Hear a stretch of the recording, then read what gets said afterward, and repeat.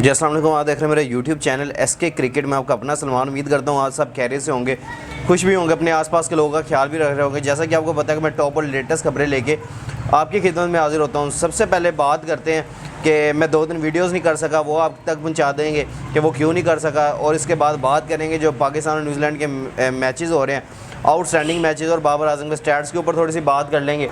और बात करेंगे at the and Haris Rauf के ऊपर भी, जिन्होंने बड़ी आउटस्टैंडिंग बॉलिंग की है इस 2 मैचेस में, तो वो भी आप तक पहुंचाना बहुत ज़रूरी है और आपकी राय लेना बहुत ज़रूरी है। तो अगर आप मेरे चैनल पर नए और पहली दफ़ा हैं तो जल्दी से जल्दी मेरे चैनल को सब्सक्राइब कर लें और बेल आइकन को ज़रूर दबाएं ताकि मेरी लेटेस्ट वीडियो आप तक पहुँचती रहे। बात करते हैं कि मैं पहले 2 दिन की बता दूं कि मैं 2 दिन से स्टेडियम में मौजूद था। मैंने एक व्लॉग भी बनाया हुआ है, वो मैंने अपलोड किया अपने दूसरे चैनल पे। मैं नीचे डिस्क्रिप्शन में उसका लिंक भी डाल दूंगा। लेकिन एट दी एंड जो पहले 2 मैचेस हुए हैं आउटस्टैंडिंग, और जो क्राउड मैंने लाहौर का देखा है आउटस्टैंडिंग था, हाउसफुल। कल भी था, परसों भी हाउसफुल था। जब मैं स्टेडियम पहुँचा, मैं तकरीबन पूरे टाइम पर पहुँचता था स्टेडियम, और पहुँच के मैं वहाँ पर जो मैंने विजुअल्स देखे हैं आउटस्टैंडिंग है। और मैंने थोड़ा लाइव आने की कोशिश भी की, लेकिन हमारे वहाँ पे पता नहीं नेट का क्या इशू होता है कि नेट चलता नहीं है स्टेडियम के अराउंड और अंदर भी। नेट का बिल्कुल जो कहते हैं ना कि रब्ता मुनक़ता हो जाता है, किसी से भी हम रब्ता नहीं कर सकते। एक मैसेज तक नहीं सेंड हो रहा होता और एक व्हाट्सएप पे स्टेटस तक नहीं लग रहा होता स्टेडियम में। तो वो थोड़ा सा इस वजह से मैं वहाँ से लाइव नहीं आ सका। लेकिन मैं जब रात को आता था, रात के 1-2 बज जाते थे मुझे घर आते हुए, जिसकी वजह से मैं वीडियो नहीं कर पाता था। फिर मैंने कहा चलो मैं सुबह टाइम करता हूँ। तो मेरी आवाज़ से भी आपको लग रहा होगा कि मेरी तबीयत इस टाइम कैसी है, क्योंकि इतने शोर में और हमने जितना चिल किया है, मेरा गला ख़राब हुआ है और इतनी हमने नारेबाजी की है। और इतना मैं थोड़े से शॉर्ट्स में भी लगाऊंगा ये विजुअल्स, आपने शॉर्ट्स में जाके देखना और इन्जॉय करना है। तो ये जो हाईली विजुअल निकल के सामने है, मैं वो आप तक पहुँचाने नजर आए।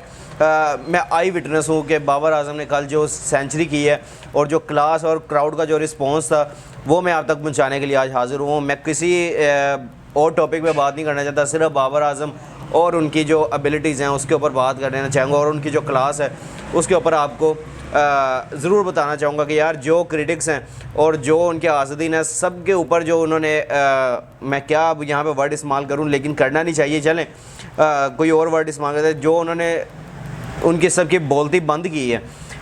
तो वो सबको पता लगा कि बाबर आजम ने जो कल की क्लास इनिंग खेली है। चले वो पहले T20 में भी बात करते हैं, लेकिन अभी फ़िलहाल मैं पहले दूसरे T20 जो कल करंटली हुआ था उसके ऊपर आपके साथ बात करूँ, अपनी राय रखूँ कि क्या सिनेरियो हुआ था। और हम स्टेडियम में जब बैठे हुए थे, हमारे दिल इस तरह धड़क रहे थे कि भाई क्या यहाँ पे जब एकदम से विकेट्स गिरी, जब रिजवान की गिरी है, फिर नीचे से बैक टू बैक एकदम से विकेट्स गिरी हैं, तो हमने वहाँ पे ही अपना थोड़ा सा मोमेंटम लूज़ करना शुरू कर दिया। लेकिन यहाँ पे हैट्स ऑफ बाबर आजम को, जिन्होंने एक एंड संभाल के रखा और उनके साथ एंड पे आके इफ्ती मानिया कह लेते हैं, इफ्ती चाचू नहीं कहते, जितने हमने कल चाचू के वहाँ पे नारे लगाए हैं और जितने हमने चाचू को क्या के हमने उनको किया, तो आखिर में उन्होंने बैट हराया हमारी तरफ, लेकिन वेव की है। लेकिन उसके अलावा वो कुछ कह नहीं सकते थे। उनके फैंस हैं, दोस्त है भाई, हम उनको प्यार से कहते हैं। हम बेशक इसलिए नहीं कहते कि उनको हमने कोई ट्रोलिंग करनी होती है, हम ट्रोलिंग नहीं कर रहे होते, हम सिर्फ प्यार से कह रहे होते हैं कि तार भाई को भी ये समझना चाहिए। चलें स्कोर कार्ड भी आते हैं। पाकिस्तान ने टॉस जीती, कल भी, परसों भी जीती थी, कल भी जीती और पहले बैटिंग का फ़ैसला किया। जो बात करूं रिजवान पे, तो रिजवान ने कल पहली अपनी हाफ सेंचुरी की है इस सीरीज़ की। उन्होंने 50 रन बनाए थे 34 बॉलों पे, 6 चौके और 1 छक्के की मदद से 147 के स्ट्राइक रेट था। लेकिन at the and Matt Henry ने उनको आउट किया, डैरेल मिचेल ने कैच पकड़ा था आउटस्टैंडिंग। फिर उसके बाद बाबर आजम नॉट आउट रहे और वटा एक्सेप्शनल और वटा जैसे कहेंगे ना आउटस्टैंडिंग इनिंग उन्होंने खेली है कल की। 58 बॉलों पे 101 रन की, 11 चौके और 3 छक्कों की मदद से 174 के स्ट्राइक रेट के साथ वो खेल के गए हैं। उसके बाद बात करूं फ़खर जमान, पहली बॉल में मैट हेनरी के आउट हो गए। पहले मैच में उन्होंने हैट्रिक कर लिया मैट हेनरी ने, दूसरे मैच में फिर करने जा रहे थे, लेकिन यहाँ पे आके जो साइम अयूब ने रोका उनको, लेकिन अदरवाइज़ वो कर सकते। लेकिन साइम अयूब कल मुझे थोड़े डिसअपॉइंट नज़र आए, थोड़ी वो कल टच में नज़र नहीं आते ही, आपको हिट करने की ज़रूरत नहीं थी, लेकिन अच्छा कैच पकड़ा जिमी निशम ने।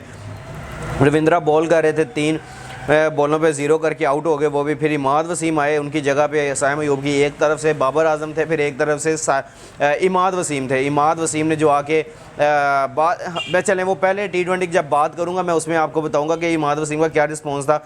हमारी उनसे बात हुई थी, लेकिन उनसे हमारा उन्होंने क्या रिस्पॉन्स दिया उसके ऊपर मैं आपको आगे जाके बताता हूँ। पहले T20 में जब मैं गया था तब वो बात हुई थी, मैं तब आगे जाके बताऊँगा उसमें।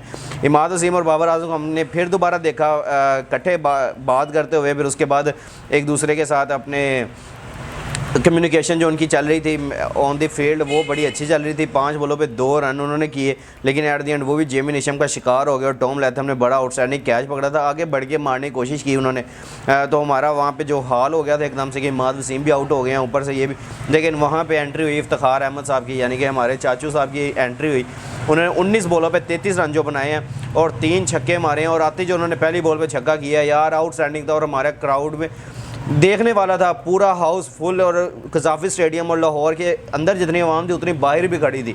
जब मैं बाहर निकला हूँ, मैंने आउटस्टैंडिंग जो मैंने व्लॉग बनाया था मैंने उसके अंदर सबको दिखाया है कि किस तरह की हमारी वहाँ पे क्रेज़ पाया जाता है क्रिकेट में, और किस तरह हम चाहते हैं कि क्रेज़ हम यहाँ पे अपने मैचेस देखें। और इस तरह लाहौर ही जाते हैं, हमने वहाँ पे इतनी महंगी टिकट्स दी हैं, वो बाहर पार्किंग की टिकट्स दी हैं, इतनी महंगी हुई थी कि भाई चलें हमने दे दी। लेकिन कुछ ऐसे हैं जो बिल्कुल ही सफ़ेद पोश हैं, वो उनको वो भी टिकट बहुत ज़्यादा लग रही थी। वैसे है ज़्यादा, क्योंकि हमने कभी सुनी नहीं थी कि बाइक की भी इतनी टिकट हो सकती है। मैं बाइक पे गया था, मुझे कोई इसमें इशू नहीं है, मैं बाइक पे गया था। इसके अलावा और जो बाइक पे आए हुए थे सारे, वो सारे देख के भाई इतनी महंगी टिकट कर दी थी पार्किंग वालों ने। सारे आपको पता है माफिया इस टाइम सरगर्म हो जाता है जब आपको पता है कि ये चलें वो एक अलहदा इशू है, वो साइड पे रखते हैं। लेकिन जो मैच का क्राउड था आउटस्टैंडिंग था, अंदर लोग इतने ज़्यादा एक्साइटेड थे बाबर आजम की बैटिंग को देख के, और जो वो चौका कर रहे थे छक्का कर रहे थे, तो देख के बाबर आजम जो आखिरी बॉल पे उन्होंने आखिरी जो ओवर में 16 रन बनाए हैं, उनको 15 रन चाहिए थे आखिरी ओवर में अपनी सेंचुरी कंप्लीट करने के लिए। लेकिन उन्होंने जो आके आउटस्टैंडिंग एक्सेप्शनल जो ओवर खेला है वो कमाल का था। चलें बात करते हैं बॉलिंग लाइनअप पे। हेनरी 4 ओवर 29 रन दिए, 2 विकेट्स ले चुके थे। वो शिपले कोई आउट नहीं कर सके, 3 ओवर्स उनसे करवाए, लेकिन एक्सपेंसिव रहे हैं, 39 रन दिए हैं। फिर लिस्टर हैं, उन्होंने भी अच्छी बॉल की थी। वहाँ से लग रहे थे बॉल नज़र हमें नहीं आ रही थी, हम क्राउड में बैठे थे बॉल कहाँ जा रही है। बॉलर तेज़ हैं लेकिन वो लाइन और लेंथ नज़र नहीं आ रही थी कि लाइन और लेंथ कहाँ पे करनी है। ये होता है एक्सपीरियंस और अनएक्सपीरियंस टीम का, जो आप अपनी टीम को भेज देंगे बाहर जाएं, आप IPL खेलें, आप जाके लीग्स खेलें, तो आपकी जो दूसरी B टीम होगी या B टीम, हम इसको भी नहीं कह सकते, जितना टफ टाइम वो भी देने की कोशिश कर रहे थे, लेकिन सिर्फ मैट हेनरी थे जो कि आउट कर रहे थे। अदरवाइज़ आप कहें कि दूसरे प्लेयर्स के जो बॉल थे वो भी नज़र नहीं आ रहे थे। हम जो क्राउड में बैठे हुए थे हम देख रहे थे कि यार क्या ये बॉलिंग कर रहे हैं, लेकिन लाइन और लेंथ बस नज़र नहीं आई कि लाइन और लेंथ पे उन्होंने बॉलिंग करते हुए हमें नज़र नहीं आई। अदरवाइज़ वो प्लानिंग, और जो टॉम लैथम है वो भी मुझे अपनी कप्तानी में बड़े वीक नज़र आए। बॉलर से कम्युनिकेशन नहीं है, विकेट कीपर हैं वो आके बात नहीं करते, तो वो सारी जो कम्युनिकेशन गैप भी आ जाता है, जिसकी वजह से आपकी टीम भी का मोराल भी कम हो जाता है। वहाँ पे आप डैरेन मिचेल को खड़ा कर देते हैं कि आप जाके बात करें, फिर कभी कोई आगे बात कर लेता है। टॉम लैथम कम्युनिकेशन करते नहीं है, तो वो फिर जो आपकी टीम है वो चीज़ नज़र नहीं आती। आप देखें बाबर आजम को, वो रहते हैं लॉन्ग ऑफ की तरफ, वो आके बॉलर से हर बॉल के बाद बात करते हैं, उनसे जो पूछते हैं वो सारा बात बूत करके फिर उनको अपना प्लान देते हैं, वो अपना करते हैं, उसके बाद वो बॉलिंग पे जाता है। तो ये सारा एक कम्युनिकेशन गैप जो नज़र आया टॉम लैथम का, जिस वजह से उनकी टीम ये लूज़ भी कर रही है। फिर मैकॉन्ची हैं, उन्होंने 1 ओवर 9 रन दिए और किसी को आउट नहीं कर सके। एट द एंड 192 रन का टारगेट दिया 4 ओवर्स में पाकिस्तान की टीम ने, जिसमें न्यूजीलैंड की टीम जब आई तो वो लड़खड़ाती हुई नज़र आई। टॉम लैथम 19 रन है, लेकिन थोड़ा सा अच्छे टच में नज़र आए, 2 चौके जो उन्होंने आउटस्टैंडिंग मारे थे। शादाब खान थोड़े से मुझे आते हुए आए, तो उन्होंने जो लगातार 2 चौके खाए हैं वो भी हमें बड़े वहाँ पे सर दर्द शुरू हो गया था हमारा देख के कि यार क्या हो गया एकदम से शादाब खान को, लेकिन उन्होंने कम बैक किया और आउट किया टॉम लैथम को। फिर उसके बाद बॉल्स हैं, उन्होंने भी अच्छी बैटिंग की है, कल 24 पे 26 किया, लेकिन इमाद वसीम की घूमती हुई बॉल उनके विकटों पे जा लगी और जिस तरह वो आउट हुए हैं हमारे सामने था और हम इंजॉय कर रहे थे। फिर 3 चौके उन्होंने मारे। उसके बाद विल यॉन्ग्स हैं, उन्होंने 9 रन बनाए 12 बॉलों में। हारिस रऊफ शादाब खान ने उनको आउट किया, कैच पकड़ा, हारिस रऊफ ने आउट किया था। और चैपमैन, उन्होंने 65 एक चैपमैन है जो उन्होंने पहले मैच में भी इंटेंट दिखाई और इस मैच में भी दिखाई, और आउट करने के रन्स करने के लिए जो गए हैं 40 बॉलों पे 65 रन बनाए, 4 चौके और 4 छक्कों की मदद से 162 के स्ट्राइक रेट के साथ चैपमैन खेल के गए हैं, नॉट आउट रहे हैं। फिर डैरेन मिचेल 9 रन उन्होंने बनाए। फिर उसके बाद जेमी निशम है 1 रन, रविंद्रा 5, और उसके बाद मैकॉन्ची 12 और शिपले 1। लेकिन यहाँ पे जो इनकी विकेट्स गिरी हैं बैक टू बैक, और उसके बाद जब ओवर्स इनके पास नहीं रहे तो फिर ये एट द एंड चैपमैन भी अपने आप को लूजिंग साइड पे ले गए। तो Pakistan at the end 38 run से जीत गया, 157 पे 154 पे 7 आउट हो गए थे न्यूजीलैंड के 20 ओवर्स में, तो ये मैच जीता। और शाहीन शाह अफरीदी की बात करें 4 ओवर 25 अच्छी बॉल करते हुए नजर आए और लाइन और लेंथ अच्छी नज़र आ रही थी, लेकिन विकेट नहीं ले सकते। कोई बात नहीं, आपने प्लेयर्स को वहाँ पे जाके बैक करना था बस। इमाद वसीम 3 ओवर 19 एक आउट किया। फिर उसके बाद जमान खान 4 ओवर 30 एक आउट। फिर हारिस रऊफ़ एक्सेप्शनल फिर बॉलिंग उन्होंने इस मैच में भी की, 4 ओवर 27 रन दिए और 4 क्रूशल विकेट्स लेके गए। फिर शादाब खान 3 ओवर 27 रन दिए एक आउट कर सी। उसके बाद फ़हीम अशरफ है 2 ओवर उनसे कराए गए 23 रन दिए और किसी को आउट नहीं कर सके। ये पाकिस्तान ने 38 रन से मैच जीता दूसरा। और अब सीरीज़ 2-0 से अभी चल रही है, पाकिस्तान को लीड हासिल है 2-0 की। अब मैं चाहता हूँ कि पाकिस्तान अगला मैच जो कज़ाफ़ी स्टेडियम का, मेरे से तो नहीं अब नहीं जाया जाना क्योंकि तबीयत इतनी ज़्यादा 2 मैचों में ख़राब हो गई है। हमारे पीछे एक फैमिली बैठी हुई थी, अगर वो मेरी वीडियो उन तक पहुँच जाती है तो वो बहुत ही हंसेंगे और देखेंगे, क्योंकि हमने वहाँ पर उनके साथ मिल के इतना शुगर लगाया। लेकिन एट द एंड मैंने वहाँ पे ब्लॉगिंग इसलिए नहीं की कि मुझे अच्छा नहीं लगा कि फैमिली आई हुई है किसी की, तो हम उसके ऊपर ऐसे ही उनकी फैमिली को भी लेके आए, तो वो एक अच्छा नहीं लगा। तो जिसकी वजह से मैंने उसके ऊपर व्लॉगिंग नहीं की, लेकिन वो फैमिली के साथ मिलके हमने इतना एंजॉय किया है। और वो पीछे 2 आदमी थे, वो इतना बोल रहे थे, सर दर्द होना शुरू हो गया था। रात को 1 बजे आकर मैंने मेडिसिन लिया, फिर सोया हूँ उसके बाद, अदरवाइज़ मुझे नींद नहीं आ रही थी।